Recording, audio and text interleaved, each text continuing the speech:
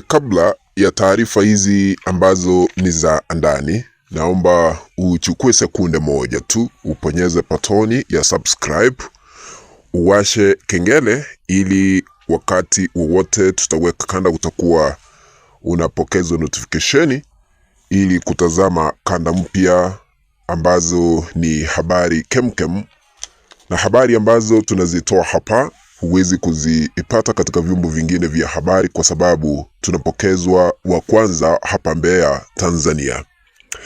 Cha muhimu cha kuzingatia, mpenzi mtazamaji, usisahau kuponyeza alama ya like. Karibu tuzame ili nikueleze vile mambo yalivyo sasa. Kumenuka katika taifa la Tanzania. Sasa Rais Samia Suluhu Hassan amekasirika na ameanzisha mchakato baada ya yeye kuamua kumuondoa mamlakani msaidizi wake ambaye ni makamu wa rais Emmanuel Nchimbi ili afukuzwe katika serikali yake. Sasa hizi ndio habari za kina za ndani ambazo ziko na usiri mkubwa. Kuna mgogoro kati ya Samia na msaidizi wake makamu wa rais Emmanuel Nchimbi ambao unaendelea kutokota. Kuna mikakati sasa maalum imeanza ya kumng'oa mamlakani Emmanuel Nchimbi. Kuna mpango mahususi wa kumfukuza katika serikali ya Samia Suluhu Hassan. Wakati tunatafuta kiini hasa ni kipi ambacho kimemkasirisha Rais Samia Suluhu Hassan kuamua kumuondoa mamlakani, naomba nikueleze kwa ufupi tu lakini kwa kina. Kisha nitakueleza ni kivipi Emmanuel Nchimbi atang'atuliwa afisini. Ni kipi ambacho kiliweza kumkasirisha Samia Suluhu Hassan? Nambari ya kwanza, Nchimbi alimkosea heshima mkubwa wake ambaye ni Rais Samia Suluhu Hassan wakati wa mazishi ya Mkatholiki ambaye aliyekuwa Askofu Pengo wakati alikuwa anazikwa. Emmanuel Nchimbi alipokabidhiwa kipaza sauti aliweza kusimama na kulaumu wale ambao wako na tofauti na vyama vya kisiasa vya mrengo upinzani, akasema ni ujinga tu. Kumaanisha alikuwa na mlenga vile Samia anafikiria ni yeye alikuwa analengwa, kwa sababu yeye ndiye amemzuia Tundu Lissu ambaye ni wa Chadema akiwa gerezani kwa kosa la uhaini, na serikali yake kutaka kukifuta chama cha Chadema. Inaonekana Emmanuel Nchimbi haungi mkono mgogoro ambao unaonekana kati ya Chadema na CCM. Nchimbi aliweza kuvamia mashamba na kurusha makombora makali kwa serikali ya CCM kwa kuwa na mgogoro tofauti za kisiasa na vyama vingine vya mrengo upinzani, jambo ambalo sasa limeweza kumkasirisha Samia Suluhu Hassan. Nambari ya pili ni kwamba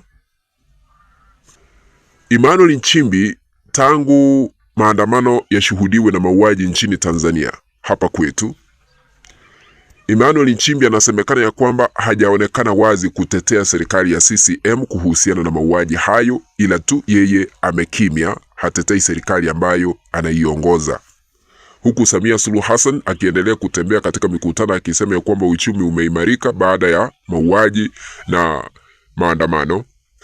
Nchimbi hajazungumzia chochote kuhusiana na mauaji na maandamano nchini Tanzania. Nambari ya tatu, vile tunafanya uchunguzi wetu kwa kina, inasemekana ya kwamba Emmanuel Nchimbi ambaye ni makamu wa rais ako na muingiliano mkubwa wa udini, kwamba yeye ako na uhusiano mkubwa na Askofu ama Badri Kitima ambaye ni wa kanisa la Kikatholiki. Ikumbukwe ya kwamba Emmanuel Nchimbi ni Mkatholiki na Samia ni Muislamu. Sasa inasemekana ya kwamba vile Kitima anaishambulia serikali na yeye ako na mahusiano ama urafiki mkubwa na Emmanuel Nchimbi, hawa wanashirikiana kuilaumu serikali ya Samia Suluhu Hassan. Kwa hivyo hizo sababu tatu ndizo zimeweza kusababisha Samia kukasirika na kuamua sasa kumuondoa mamlakani. Sasa swali tunajiuliza,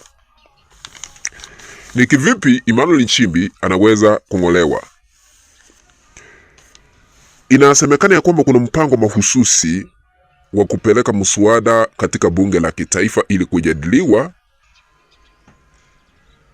kuhusiana na Emmanuel Nchimbi, huku wabunge wa CCM wakitarajiwa kupiga kura na kusema hawamwamini Emmanuel Nchimbi na hawaamini uongozi wake ili kumfurusha kutoka afisi ambayo anashikilia. Kwa hivyo hili litakuwa jambo la kwanza kuwahi kufanywa katika taifa letu la Tanzania tangu tupate uhuru wetu hapa Tanzania, kwa sababu hatujashuhudia makamu wa rais akiondolewa mamlakani kamwe, lakini hili litakuwa la kwanza kulishuhudia. Ila tu katika taifa jirani la Kenya tulishuhudia Rigathi Gachagua aliyekuwa naibu rais kule, William Ruto akimuondoa mamlakani. Sasa ni kama hayo yamehamia hapa kwetu Tanzania na tunaenda kulishuhudia kwa mara ya kwanza. Kikatiba, wakati tunaangalia katika vipengele maalumu mbalimbali katika katiba ya Tanzania ambayo iliweza kupitishwa na ambayo inatumika tangu mwaka 1977, inazungumzia mambo ya kuondolewa mamlakani kwa makamu wa rais, lakini kuna vipengele fulani hapa 50 ambavyo vinazuia kung'olewa kwa naibu rais, lakini tutasubiri tuone ni kivipi jambo hili linaenda kufanikishwa katika bunge la kitaifa, ikiwa Rais Samia Suluhu Hassan atawafuta ama watampenda ama kulikubalia agizo lake wana CCM ambao ni wabunge wanakaa katika bunge la kitaifa. Ikumbukwe Emmanuel Nchimbi yeye ni mwana demokrasia, hapendi siasa za mtafaruku. Hatujamuona akifanya siasa za aina hiyo, ila tu anayefanya sasa hivi ni Rais Samia Suluhu Hassan. Tunataarifiwa ya kwamba hata ya Samia kuwania kiti cha urais katika uchaguzi kilichosemekana ni uchaguzi uliopita wa 29 Oktoba mwaka jana, yeye alikuwa anamtaka sana Paul Makonda kuwa mgombea mwenza na sio Emmanuel Nchimbi. Kumaanisha Emmanuel Nchimbi aking'olewa, huenda Paul Makonda atapandishwa ngazi awe makamu wa rais wake, kwa sababu yeye ndiye alikuwa anataka kumuweka kuwa makamu wa rais ama mgombea mwenza, lakini kwa sababu ya aliyekuwa rais katika taifa letu la Tanzania Jakaya Mrisho Kikwete ndiye aliweza kufanikisha na kufaulisha shughuli za kuhakikisha kwamba Emmanuel Nchimbi amekuwa mgombea mwenza wa Samia Suluhu Hassan, na baadaye Samia Suluhu Hassan akajitangaza kuwa mshindi wa kiti cha urais kwa kujizolea 98% za kura, kumaanisha kura milioni 31.7 na kutangazwa. Kisha baadaye tukaona akiapishwa kama rais na kuingia mamlakani chini ya ulinzi mkali, kwa sababu uapisho wake ulifanyika kule uwanja wa kijeshi na majeshi walikuwa pale akizingirwa, na sisi wa Tanzania tukuruhusiwa kufika pale ili kushuhudia uapisho huo. Kumaanisha hata yeye anaelewa waliipa kura kwa sababu yeye hakuchaguliwa kama rais, ila tu aliweza kujichagua.